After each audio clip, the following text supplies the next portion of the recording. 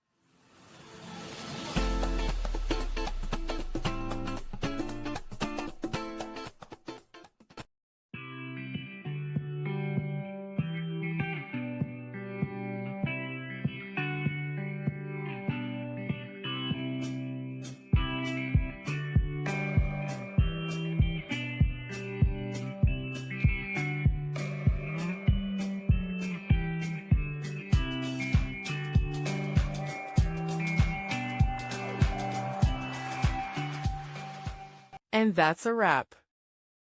I hope you found the answer you were looking for. If you did, take a second to hit that subscribe button. It really helps out. And let me know in the comments which solution worked best for you. See you next time in the debug zone.